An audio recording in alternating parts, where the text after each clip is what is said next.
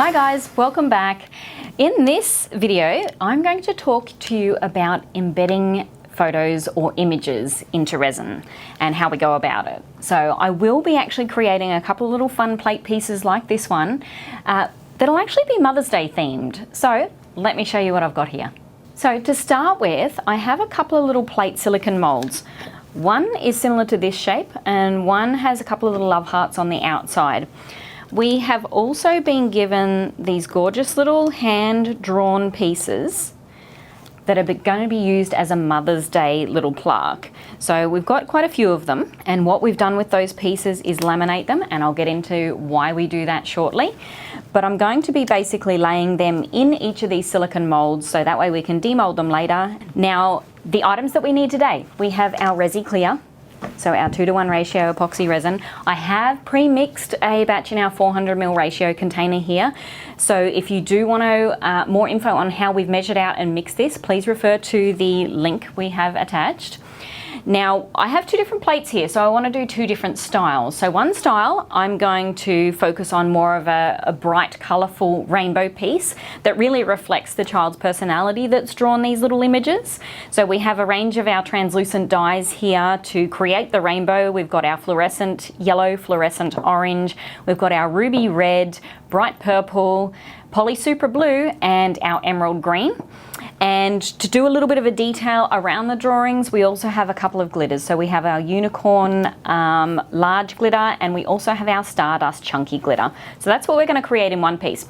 Now our second piece, where we've got a bit of a colour theme going on here with our purple blue and our sort of reddy pink here, we are going to be using our White Horizon tint with our Resi Clear, but also three of our metallic colours, and these colours will basically match up with the colours that have been drawn here. So we've got our Magic Violet, our Scarlet Red, and our Magic Blue.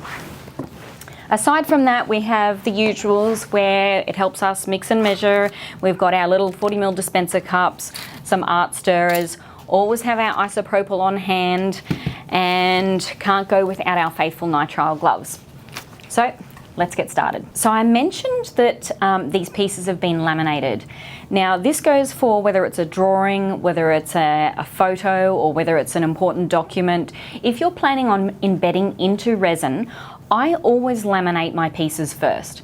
And the reason I laminate them is because it protects not only the ink, the paper, but it also protects any photos, depending on what they've been printed on. Sometimes if you embed them directly in resin without having a secure cover on them, which is what the laminate is basically, the ink from the paper can flow up into your resin, your paper can curl, the ink can actually fade and discolor. So there's multiple reasons why when I'm embedding an image or a picture or a document, I always laminate it first. Now these items have been laminated and we cut very close to the item, but ensuring we're not cutting through that seal too. So I find that this is the best way to retain your color and keep your any of your images flat. So you can use this same method whether it's a memorial piece or whether it is for a special memory or anything like that, but anytime a photo or picture is involved, this is how I do it. So we have pre-laminated these, they have been cut out very neatly. So each of these images we'll be using to pop onto the center surface of these plates. So it'll end up being much like this little one here of Tilly. So we put the image in basically upside down. When we pour with our silicone molds, we're pouring where the top side is actually the back. So when we demold, what we're seeing is the front side of the image as the display image. So we will be popping these images in upside down. But first what I'm going to do is I'm going to get to and mixing our two batches of colours for both these plates, and then I'll actually show you how we pop these in. So we'll get mixing. We've got all 6 colours mixed in. We will add a few scoops of our glitter here. I'm happy with that combination. We don't need a great deal of the glitter either because I don't want to cover the images too much or have this seep in under the what would be the front side of the image either. I just wanted around it to fill this circular frame here. So in the past when I've filled any of these, I have actually put a little bit of resin down first, popped my images in place and then poured around it. But because I've got so many different colours in this particular one, I'm going to remove my images out. I'm going to pour them down so they sit down in the outer edge of this silicone mould and wipe up any mess that I may have along the top side, and then pour in a little bit of clear to secure my images and pour over the top of them. So that's the process I'm doing with this rainbow one here. So I'm going to move out our little images here, and I am going to get pouring. So I do want to just move all my dies to the side for a second. Just want to make sure we have enough space to pour our next piece, because once I fill this one I don't want to move it too much, otherwise we'll end up having some spillage. And make sure it's front on so I know what's going to be basically top and bottom, so that way my images aren't rotated on the wrong angle, because we do have a certain shape around the edge of this one where there's 4 defined points to it. And that means dividing into 6, we want to aim for basically 3 colours on one side and then 3 on the next. So it means I'll be starting to pour in this top quarter here.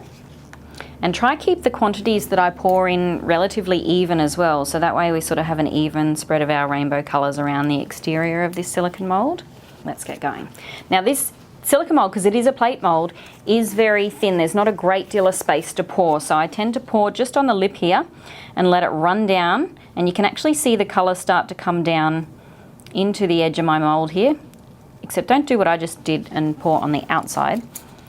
If you do that, just scrape it back up and then wipe off the excess later. It just saves you having a bit of a mess everywhere. Always keep a cloth close by, handy. And I want to get the base colours into that bottom corner of the silicone mould, and then I will continue to top up around it. Not top up, just top up. Okay. And you can see through the silicone mould, and you can see where the colours are sitting at the moment. So I'm going to go back around and top those back up again. And I'm going to go backwards this time, so I'll start with my green again.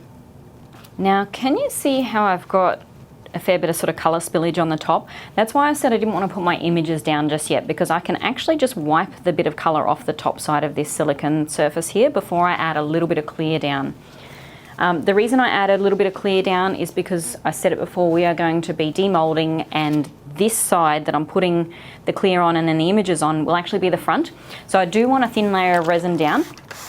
It also helps me avoid trapping any bubbles in against the silicone if I'm just putting the image directly on the silicone mould. So if I put a little dab of resin down first, it means I can sort of squish out any bubbles that might sort of be between the actual silicone mould and the image itself. It also helps me stick the image into position, and it stays in position as well.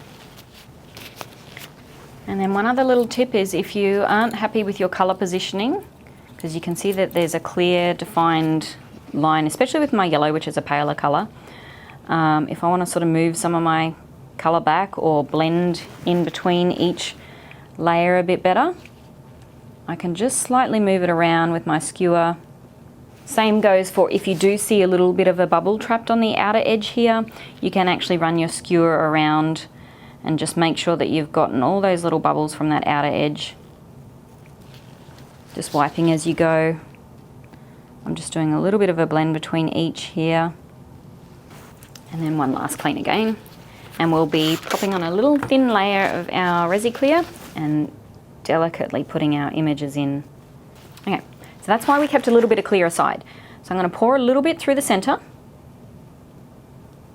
Just enough to sit on top, and it'll start spreading out, but that'll give me an area that I can attach my images to. Now, the images have to go in upside down. So I do have to make sure I've got them the right way up. So the front side of my image I want to put downwards, and I want to get my composition right. So I'm basically going to be putting them upside down in this manner here. Alrighty, so I'm going to pop my little mum and daughter image in and squish all that resin out underneath it, so I'm pushing all those bubbles out, but so it's got a nice resin coating on the underside. Same goes for my I love you. I'm going to put just off center because we've got our I love you that we want to pop in here, and I just want to make sure we're relatively center from the outside of each of our pieces here. Obviously, because we've got 3 different size pieces, we can't put them all perfectly center, so I want to make sure they look balanced within my center here. So now that I'm happy with the composition, just make sure I don't have any bubbles sort of trapped in there, just by pushing down and out. And then I'm going to top up with a little bit of clear around them and over it, and then we'll be able to add some glitter just in around these little images that we've embedded now. Now there is a chance for these to float around a tiny bit, being that I did put a little bit of resin on the underside, so it does make them a little bit slippery. Because the frame's quite thin, I'm quietly confident that they won't move too much, but as the resin's thickening up, I will come back and double check that they haven't slid out of place, and I can just ever so slightly move them back into position. Give our glitter another stir. So I do want to make sure I get that chunky glitter as well that has dropped a little bit to the base of our mixture, because glitter is heavier, it will always sink. On a little thin platter like this, I'm not concerned at all, because we want that glitter to come to the front side for when we demold it, so it's nice and sparkly and bright. And I am going to basically dribble little bits in around my image, so we're sort of filling those voids, so to speak, with nice bright glitter and sparkle. So just a thought, if you thought that you're able to, you know, pop some of this glitter over the top of your image to be able to sort of weight it down so it didn't move and float around, probably not the case. Even though glitter is a little bit heavier and does sink to the bottom in resin, the image itself is heavier than glitter. So it will stay relative to the position that it's in, because we are in a shallow pour. So the glitter's not going to help. What I'd be concerned about is that maybe some fine bits of glitter would sort of seep in under the image itself and sort of prevent the image from being 100% clear. So just be mindful of putting too much in super close to the image. When resin cures and it goes through the curing process, exothermic temperatures are sort of created, and sometimes that can mean that your resin will move around a little bit, especially if it gets a little bit hot before you pour it in there. So the chances are that this glitter and these colours may want to sort of rotate a little bit around and come towards the centre. So it is something to be mindful of as well. So again, as your resin's thickening up, keep an eye on your job and your position of everything, and just make sure that it hasn't come too close or what looks like is seeping under your images. Because otherwise, if you were to have a fair bit of this glitter sink under the image, that means some of the glitter might come under the little mum and daughter's faces, and it might cloud it, or might, you know, put bits of glitter on their eyes, which covers the original drawing, and that's not what you really want. And what I want to do before I let this sort of settle, even though I will come back and just double check on it probably in about half an hour time to make sure my positioning is okay, but also I will recheck in an hour's time, but I am going to give it a nice mist with isopropyl. As I've mixed our glitter into our resin, it has trapped a lot of bubbles, plus the mixture alone of you generally mixing it up means there's going to be some fine bubbles in your mixture. So always give it a nice mist with isopropyl to break the surface tension and pop those bubbles.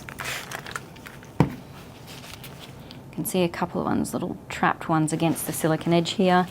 You can see any of those and you can manually remove them, that's great.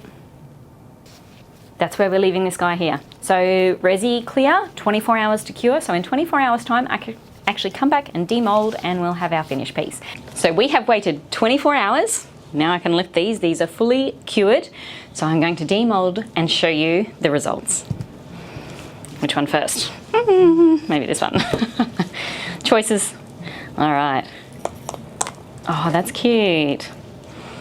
So the pastel colours have come through, and you can see obviously how we've embedded these little drawings here. They've worked well. I've got a nice flat surface here. I've got no bubbles trapped, so very happy with that outcome there. The pastel look is quite unique. I was hoping maybe for a little bit more of solid of the blues and the purples to come through a little bit more. It has here on the Scarlet Red, but aside from that, that's the beauty of sometimes working with resin and how it turns out. But I still think it's super cute. So on to the next one. And we'll see how this one goes, because this was our translucent one. So slightly different look, more vibrant colours. Let's see what the underside looks like. Wow, I like that one. I think that one really works well with this little design here. And again, I've got a nice flat surface here. I've got no bubbles trapped or anything like that underneath my little laminated drawings.